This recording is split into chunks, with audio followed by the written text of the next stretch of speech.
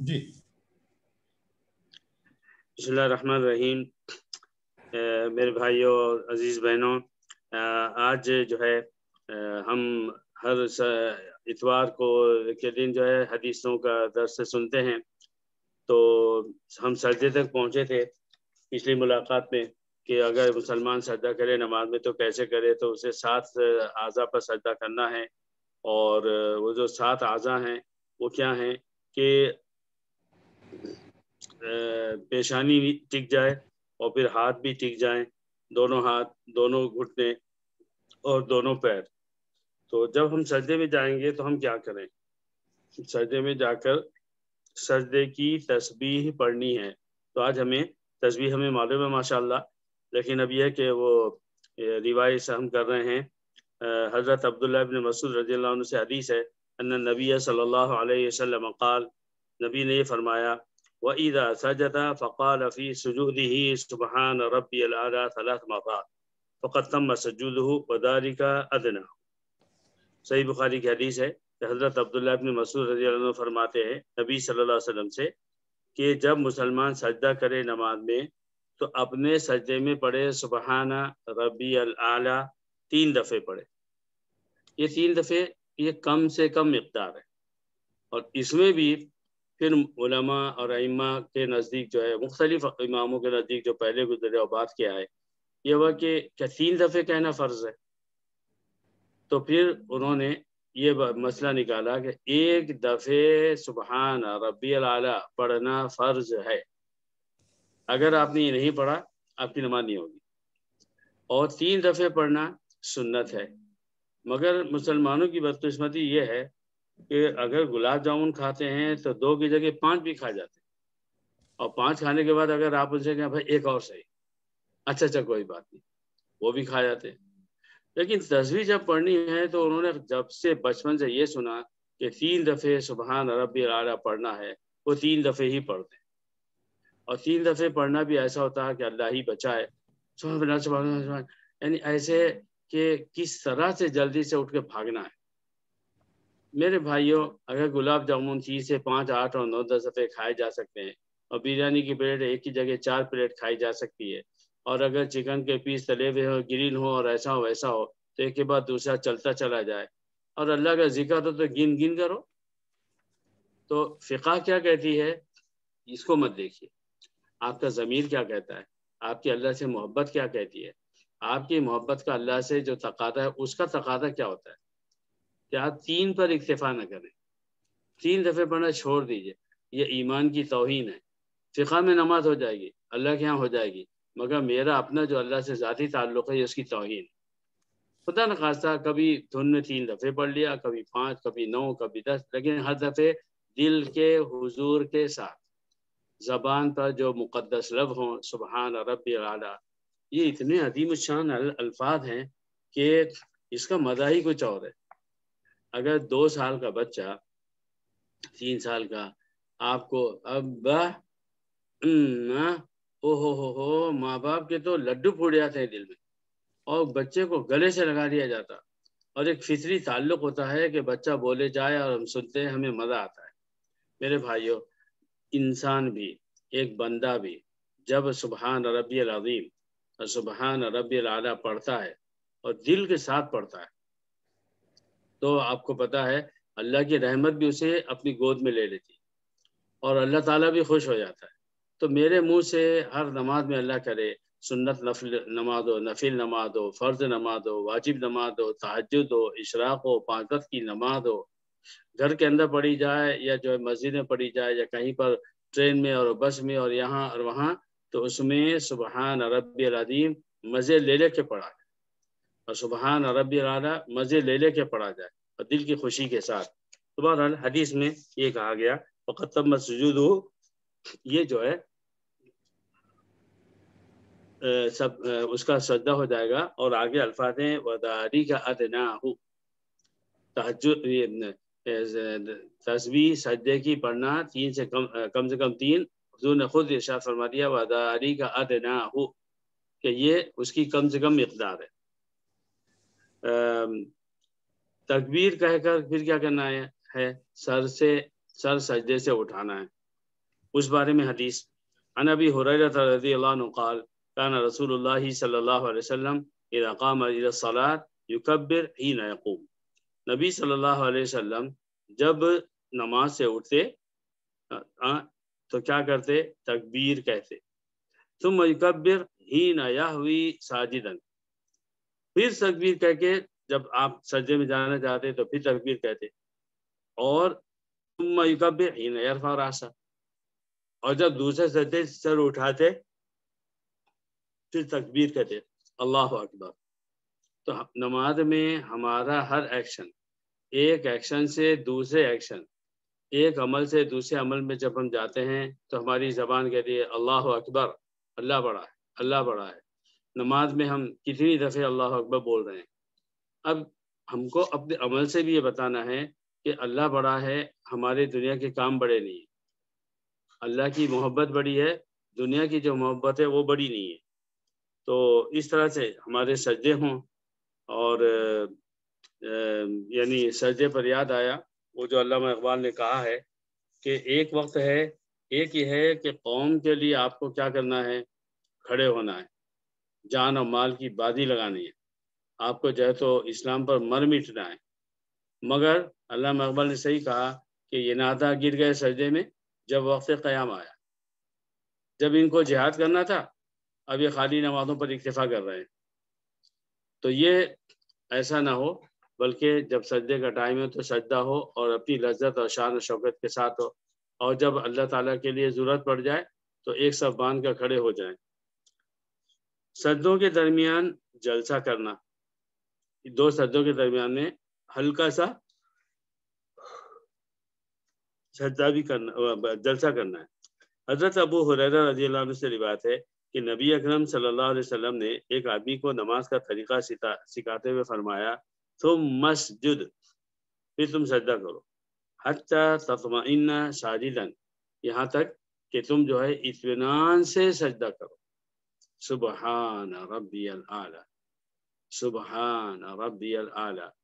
اور میں نے بار بار عرض کیا ہے الفاظ زبان پر ہوں گے اور اپنے اپنے دماغوں میں، اپنی اپنی عقلوں اور سوچ میں اس کا جو ترجمہ ہے عربی کا ڈائریکٹ اردو سے میں یا ہندی میں یا چائنی میں، ہر مسلمان کوشش کرے اپنی زبان میں اس کے ترجمے کو پڑھتے ہوئے سجدہ کیجئے. آپ دیکھیے آپ کو سجدے کا لطف آئے گا. ثم مرفع، تو آپ نے اس کو فرمایا کہ تم سجدہ کرو پھر اٹھ جاؤ، حتی تطمئن جالسا، پھر تم اطمینان سے بیٹھ جاؤ. یہ حدیث بھی صحیح بخاری کی ہے کہ آپ کو جو ہے تو سجدے میں اطمینان سے بیٹھنا ہے. عام طور پر میں نے دیکھا جو نماز نہیں پڑھتے ان کا تو رونا ہی رونا ہے، مگر جو پڑھتے ہیں میں نے دیکھا اچھے اچھے لوگوں کو 5 وقت کی نماز کے پابند ہے، اتنی جلدی جلدی پڑھتے ہیں کہ دل روتا ہے کہ اللہ میرے اس بھائی کو کیا ہو گیا ہے، یہ نماز پڑھنے کے لیے اس نے وقت نکالا، تو نے اسے نماز پڑھنے کی توفیق دی. لیکن مسجد میں ہے کہ جیسے کوئی نماز نہیں ہو رہی ہے بلکہ کوئی ورزش ہو رہی ہے، ایکسرسائز ہو رہی ہے، کہ جتنی جلدی جلدی اٹھیں گے بیٹھیں گے گویا کہ اتنا زیادہ ثواب ملے گا. تو اللہ تعالیٰ ہماری امت کی توفیق دے اور ہم کو بھی دے. اب جب سجدے سے سر اٹھایا، اطمینان سے بیٹھ گئے، تو کیا کوئی دعا آئی حدیث میں جس کو ہم پڑھ سکتے ہیں؟ تو حضرت عبداللہ بن عباس رضی اللہ عنہ سے روایت ہے کان رسول اللہ صلی اللہ علیہ وسلم یقول بین السجدتین فی صلاۃ اللیل رب اغفر لی وارحمنی واجبرنی وارزقنی وارفعنی، اتنی تک الفاظ آئے ہیں. اور ومثلہ عن علی رضی اللہ عنہ، یہ حدیث ابن ماجہ میں آئی ہے، مصنف عبد الرزاق میں ہے کہ ہم 2 سجدوں میں کیا دعا پڑھیں. تو یہ دیکھیے کتنی عجیب دعا ہے، اس کو یاد کیجئے پلیز. حضرت عبداللہ بن عباس فرماتے ہیں کہ نبی صلی اللہ علیہ وسلم 2 سجدوں کے درمیان فی صلاۃ اللیل، رات کی نمازوں میں، رات کی نماز سے مراد عشاء بھی ہو سکتی ہے اور رات کی نماز سے مراد تہجد بھی ہو سکتی ہے. کیا پڑھتے تھے؟ رب اغفر لی وارحمنی واجبرنی وارزقنی وارفعنی. انشاءاللہ میں اپنے کام سے واپس آؤں گا اور انشاءاللہ نہیں بولوں گا، میں اپنے اس پہ ڈال دوں گا جو آپ اپنا وہ ہے واٹس اپ، یہ الفاظ لکھ دوں گا تو آپ کو یاد کرنا اور آسان ہو جائے گا اور آپ پڑھ سکیں گے. نبی صلی اللہ علیہ وسلم کیا دعا پڑھتے تھے؟ اے اللہ میری مغفرت فرما۔ واہ بھائی واہ، جس نبی کو اللہ تعالیٰ نے دنیا میں گارنٹی دیتی قد غفر اللہ لک ما تقدم من ذنبک وما تأخر، اے نبی تمہارے جتنے بھی گناہ ہیں چھوٹے بڑے جو پہلے ہوئے یا بعد میں ہوئے وہ سب اللہ نے معاف کر دیا۔ تو وہ نبی سجدوں کے درمیان میں کتنے سجدوں میں؟ بے حساب، زندگی بھر یہ دعا پڑھے اے اللہ مجھے معاف کر دے، اے اللہ مجھے معاف کر دے۔ ہم کو اور آپ کو اپنے گناہوں پر معافی مانگنے کی کتنی ضرورت ہے؟ نبی نے یہ پابندی کی ہے، اے اللہ مجھے معاف کر دے، مجھ پر رحم فرما، وجبرنی یعنی میری پریشانیوں میں میں جو جگہ جگہ سے ٹوٹ رہا ہوں اس کو جڑا دے۔ جبر کہتے ہیں ملانے کو، اردو میں لفظ جبر آیا ہے ظلم و ستم کے معنی میں، کہ مجھ پر جبر کر رہے ہو یعنی زبردستی کر رہے ہو، پریشر ڈال رہے ہو۔ لیکن عربی میں جو جبر ہے وہ میتھمیٹکس کا بھی نہیں ہے، اور یہ جو ہے کیا نام ہے آپ کے اردو کا بھی نہیں ہے۔ وہاں مطلب ہے کہ میں جو پریشانیوں میں ٹوٹ رہا ہوں، کہ پریشانی سے میں تنگ ہوں کہ میرے پاس کوئی حل نہیں، وجبرنی مجھے جوڑ دے یعنی مجھے حل دے دے، ورزقنی اور مجھے رزق بھی دے دے، اور ورفانی اور دنیا میں اور آخرت میں میری شان کو میری حیثیت کو بڑھا دے۔ تو بہت بڑی بات ہے۔ تکبیر کہہ کر دوسرا سجدہ کرنا، ایک سجدے کے بعد دوسرا سجدہ کرنا ہے تو ہمیں تکبیر کہنی ہے۔ عن ابی ہریرہ رضی اللہ عنہ قال، حضرت ابو ہریرہ فرماتے ہیں کان رسول اللہ صلی اللہ علیہ وسلم اذا قام الى الصلاۃ یکبر حین یقوم، پوری لمبی حدیث ہے کہ جب نبی صلی اللہ علیہ وسلم نماز کے لیے اٹھتے تو پھر تکبیر فرماتے جب آپ کھڑے ہوتے، ثم یکبر حین یہوی ساجدا، یہ حدیث ہم پہلے سن چکے ہیں کہ پھر جب سجدہ کرنا چاہتے تو پھر تکبیر کہتے، ثم یکبر حین یرفع رأسہ، پھر تکبیر کہتے جب سر اٹھاتے، ثم یکبر حین یسجد، اور پھر جب سجدے جاتے دوبارہ تو پھر تکبیر کہتے۔ اس حدیث میں لمبی حدیث ہے اس لیے یہاں انہوں نے مختصر دے دیا سجدے کی خاطر، ورنہ اس حدیث میں بھی یہی ہے کہ جب رکوع میں جاتے تو یہ پڑھتے۔ تکبیر کی بات ہو رہی ہے تو رکوع میں جاتے ہوئے تکبیر کہی جاتی، لیکن رکوع سے اٹھتے ہوئے تکبیر نہیں کہی جاتی۔ اللہ اکبر کیا، اس کے بعد رکوع کیا، سبحان ربی الاعلی، سبحان ربی الاعلی، سبحان ربی العظیم، سبحان ربی العظیم، سبحان ربی العظیم، اللہ اکبر۔ کوئی کہتا ہے؟ جی نہیں، رکوع سے اٹھنے کے بعد اللہ اکبر نہیں کہتے ہیں بلکہ کچھ اور کہتے ہیں، اور وہ کچھ اور کیا ہے؟ نبی نے یوں فرمایا سمیع اللہ لمن حمیدہ۔ تو چونکہ اٹھتے اور بیٹھتے وہاں تکبیر کا نہیں ہے، یہاں اس وقت صرف تکبیر کا ذکر ہے حدیث سے ثبوت میں، اس لیے انہوں نے بیچ کے الفاظ کو ذکر نہیں کیا۔ سجدے میں چہرہ ہاتھوں کے درمیان، سجدے میں چہرہ کہاں ہو؟ عن وائل بن حجر رضی اللہ عنہ قال صلیت خلف رسول اللہ صلی اللہ علیہ وسلم فکان اذا سجد وضع وجهه بین کفیہ۔ یہ حدیث ہے، یہ بھی صحیح مسلم میں ہے کہ حضرت وائل بن حجر کہتے ہیں کہ جب میں نے نبی صلی اللہ علیہ وسلم کے پیچھے نماز پڑھی تو میں نے یہ دیکھا اذا سجد، جب آپ سجدہ فرماتے، وضع وجهه بین کفیہ، وہ اپنے چہرے کو دونوں ہاتھوں کے درمیان میں رکھتے۔ ابھی آپ نے کیا سنا؟ دیکھیے غفلت نہ ہو جائے، ایسا نہ ہو کہ ہم سامنے بھی بیٹھے ہیں اور پھر شیطان ہمیں کوئی دوسری سوچ میں گم کر دے۔ حضرت وائل بن حجر فرماتے ہیں، مختلف صحابہ فرماتے ہیں کہ جب نبی نماز پڑھتے تو ایسا کرتے ویسا کرتے۔ ان کو کیسے معلوم ہو رہا ہے؟ وہ تو اپنی نماز پڑھ رہے ہیں۔ اگر آپ اپنی نماز پڑھتے ہو تو کیا آپ کو امام کی طرف دیکھنا کسی اور کی طرف دیکھنا جائز ہے؟ نماز کے ادب کے خلاف ہے۔ اور امام کیا کر رہا ہے، فلاں آدمی کیا کر رہا ہے، میرے رائٹ اور لیفٹ کا آدمی کیا کر رہا ہے، سامنے والا کیا کر رہا ہے، یہ سب دیکھنا نماز کے ادب کے خلاف ہے، اور نماز جو ہے اس سے اس کا ثواب کم سے کم ہوتا جائے گا۔ پھر صحابہ نے ایسا کیوں کیا؟ اس کا صرف ایک جواب ہے، صحابہ کو ایسا ہی کرنا چاہیے تھا، انہیں بالکل گناہ نہیں ہوتا تھا، کیونکہ وہ جب نبی صلی اللہ علیہ وسلم کی طرف دیکھتے تھے تو سیکھنے کی نیت سے دیکھتے تھے۔ کیا بات ہے، میرا نبی کیا کر رہا ہے، وہ ہاتھ کیسے رکھتے ہیں، انہوں نے یہ کیا کیا، انہوں نے وہ کیا کیا۔ اگر انہوں نے نہ دیکھا ہوتا اور بدھو کی طرح خالی کھڑے رہ کے نماز پڑھتے ہوتے تو بعد میں جب امت ہزاروں سوال کرتی تو وہ کیا جواب دیتے، کیا بتاتے؟ تو یہ بھی ان کا ہم پر احسان ہے کہ انہوں نے نماز کی حالت میں اور مختلف حالتوں میں نبی صلی اللہ علیہ وسلم کو غور سے دیکھا، اور جیسا دیکھا تھا ویسا ہم تک نقل کیا، اب ہمیں اس کے اوپر عمل کرنا آسان ہو گیا۔ تو یہ بات ہوئی کہ سجدے میں ہمارا چہرہ جو ہے دونوں ہتھیلیوں کے درمیان میں۔ آپ اپنی مسجد میں نماز کے اندر تو نہیں، کیونکہ اب امت کے لیے بنا ہے وہ نماز میں ادھر ادھر دیکھیں، لیکن اگر آپ بیٹھے ہوں اور آپ دیکھیں کہ آگے پیچھے کوئی نماز پڑھنے آ رہا ہے تو آپ ضرور اس کی طرف دیکھیے، ایسے انداز سے کہ اسے محسوس نہ ہو۔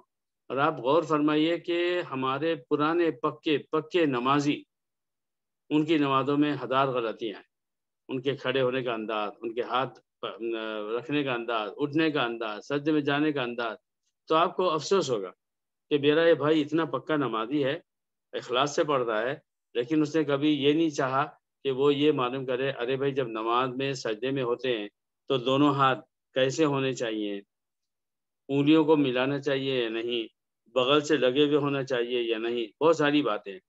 تو پھر اگر آپ نے محسوس کیا کہ کوئی شخص جو ہے وہ کوئی غلط کر رہا ہے یا ڈھنگ سے نہیں کر رہا ہے، تو ہمارا فرض ہے کہ ہم ان کو بہت ادب کے ساتھ میں ان سے بات کریں، اور اس کے بعد میں کیونکہ ہماری امت کا مزاج بڑا عجیب ہے، آپ ان سے ڈائریکٹ بولیے آپ نماز ایسے پڑھ رہے تھے غلط ہے، تو اس طریقے سے شیطان ان کو اکسائے گا اور وہ سمجھیں گے کہ آپ گویا ان کو انسلٹ کر رہے ہیں۔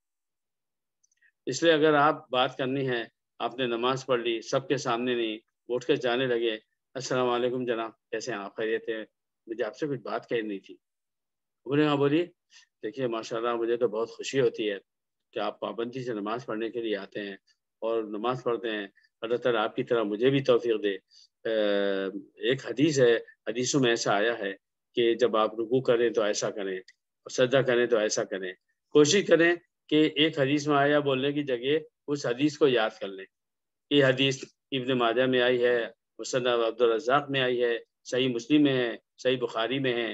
بیان کرنے والے صحابی کا نام یاد رکھیے۔ حدیثوں کی شان یہ ہے کہ ہمیں یاد ہو کہ کس صحابی نے کہا اور کس طرح سے کہا۔ اگر عربی کے الفاظ یاد ہوں تو کیا اچھی بات ہے، نہیں تو اس کا اردو ترجمہ سنائیے، اور ایسا ایسا آیا ہے تو میں نے چاہا کہ میں آپ کو بتا دوں، بس صرف حدیث سنائیے۔ مجھے تبلیغ جماعت کے بانی مولانا الیاس رحمۃ اللہ علیہ کی ایک بات بہت پسند آتی کہ انہوں نے تبلیغ میں جانے والوں کو یہ سکھایا کہ کسی بھی انسان کو کی اصلاح کرنی ہو تو اسلام میں یہ مت بولو کہ یہ نہ کر، نیگیٹو بات نہ بولو، صرف پازیٹیو بات بولو۔ وہ جو غلط کر رہا ہے اسی جگہ صحیح کیا ہونا چاہیے وہ بتا دو بس۔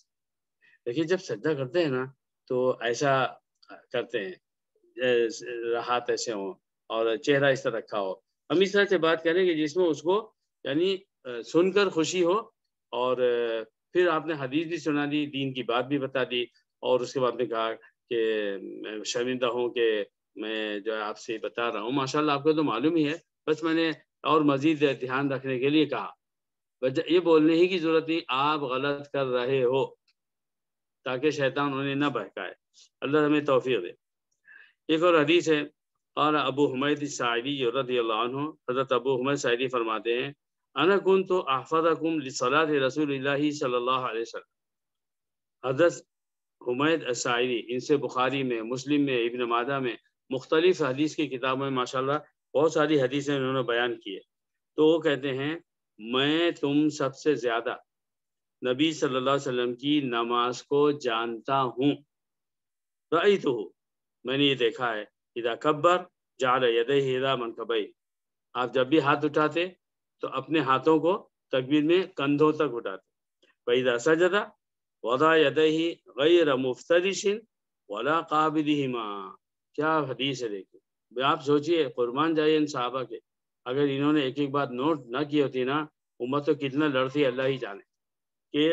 اور جب سجدہ کرتے تو اپنے ہاتھوں کو کیسے رکھتے تھے، سجدے میں ہاتھ کیسے رکھے، غیر مفترش، ایک دم پانچوں انگلیوں کو ایسے پھیلا کے نہیں رکھتے، ولا قابضہما، اور نہ ہی ان کو ایک دم ایسے بہت اچھی طرح انگلی میں انگلی گھسا کے نہیں رکھتے، انگلیاں ملی ہوئی ہوتی تھی، نہ بالکل پھیلی ہوئی نہ بالکل سمٹی ہوئی، واستقبل بأطراف أصابعه القبلة، اور اپنے ہاتھوں کے یہ جو پور ہیں جہاں سے انگلیاں شروع ہوتی ہیں جس پہ ناخن ہیں اس کو کہتے ہیں اطراف، اپنے ہاتھوں کے کنارے سے کو کیا کرتے ہیں قبلے کی طرف رکھتے تو یہ حدیث ہے۔ عن حفص بن عاصم، حضرت حفص بن عاصم کہتے ہیں صلیت الی جنب ابن عمر، میں حضرت عبداللہ ابن عمر کے میں نے پاس ساتھ میں ان کے بازو میں کھڑے ہو کے نماز پڑھا، تو میں نے دیکھا ففرشت، کیا ہوا ففرشت بین اصابعی حین سجدت، تو جب میں نے سجدہ کرنا چاہا تو میں نے انگلیاں ایسے کھول دی۔ فقال یا ابن اخی، انہوں نے کہا میرے بھائی کے بیٹے، میرے بھتیجے، اضمم اصابعک، اپنے ہاتھوں کی انگلیوں کو ملا لو، اذا سجدت، تم جب بھی سجدہ کرو، واستقبل القبلہ، القبلے کا رخ اچھی طرح کرو، واستقبل بالکفین القبلہ، اور دونوں ہاتھوں کی ہتھیلیوں کو بھی سجدے کی طرف رکھو، فإنہما یسجدان مع الوجہ، اس لیے کہ وہ ہاتھ کی ہتھیلیاں اور اس کی انگلیاں وہ سب کے سب جو ہے چہرے کے ساتھ سجدہ کرتے ہیں۔ تو اس طرح سے ہمیں معلوم ہوا کہ دیکھیے حدیث نماز اس طرح پڑھی جائے گی اور سجدہ اس طرح سے کیا جائے گا، اور بھی آگے اس کا بیان ہے۔ اور میرا وقت ہو رہا ہے، مجھے بہت شرمندگی ہوتی ہے کہ جب اس طرح سے میں آپ سے اجازت مانگتا ہوں، کیونکہ قرآن اور حدیث سب سے اوپر ہے اور انسانی ضروریات سب کے بعد میں ہیں، مگر ظاہر بات ہے کہ اگر انسانی ضرورت ایسی پیش آئے کہ جس کی وجہ سے آپ نہ رک سکیں تو پھر کیا کرنا چاہیے؟ اللہ تعالیٰ نے چھوٹ دی ہے، آسانی دی ہے، اللہ تعالیٰ ناراض نہیں ہوتا ہے اور کہتا ہے کہ جا میرے بندے اپنی ضرورت پوری کر، بعد میں کبھی نماز پڑھ۔ تو میں اجازت چاہتا ہوں، اللہ تعالیٰ آپ سب کو قائم دائم رکھے، اور اپنی تراویح وغیرہ جائے، وہ تراویح کہہ رہا ہوں، رمضان دماغ میں گھسا ہوا ہے، یہ تلاوت ہو، اور مجھے بھی دعاؤں میں یاد رکھیے گا، اور جب آج کی مجلس کا خاتمہ ہو تو میری حبیبہ سے گزارش ہے کہ وہ دعا کرا دیں۔ اعظم بھائی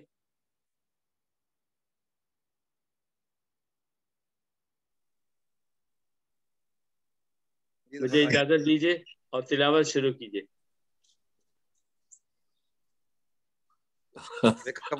کال دینی پڑے گی۔